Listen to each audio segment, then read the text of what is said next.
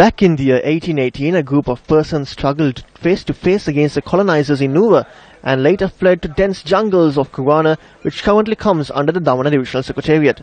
On the 20th of December 2014, Action TV highlighted the valiant efforts undertaken by their descendants in order to cross the Galoya River. The villagers came together with all they had and built a bridge. This is very important to all the villagers. The villagers had built this bridge by sacrificing what they earned to have a good meal. Whenever the Senanayaka Samudra overflows, this bridge suffers damages. However, Action TV also pointed out the measures taken by the locals to immediately renovate the bridge and the alternatives that they use. However, the floods in 2011 caused a serious damage to the bridge, which cannot be renovated by even sacrificing what they own. Despite these locals requesting the respective authorities to provide a solution and renovate the bridge, all those pleas fell on deaf ears. The authorities then added that there were plans to construct a new bridge. In 2008, the Ministry of Economic Development launched a program to build 200 rural villages. Provisions for this bridge under that program had been cancelled during the first expose by Action TV on the matter, and this was due to a technical error. The Road Development Authority had spent 1 million rupees apart from the plan marred with technical errors. If a proper bridge is constructed, locals not only from the village but from 25 other villages that were established under the Gal Oya project will easily be able to access the Ampara Igniagala main road, saving time as well as money.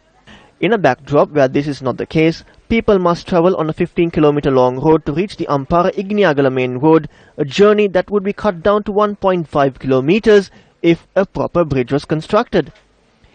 Taking this situation into account, steps are taken to renovate the bridge. However, this is taking place in a very astounding manner.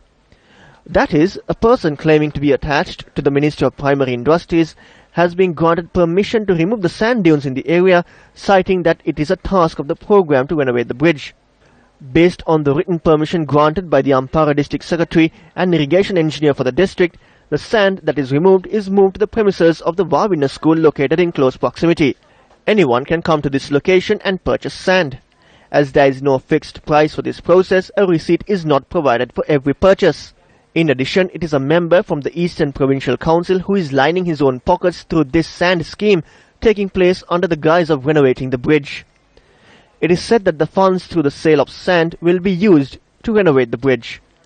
Even though the Geological Survey and Mines Bureau had not issued permits for sand mining, permits have been issued to transport sand.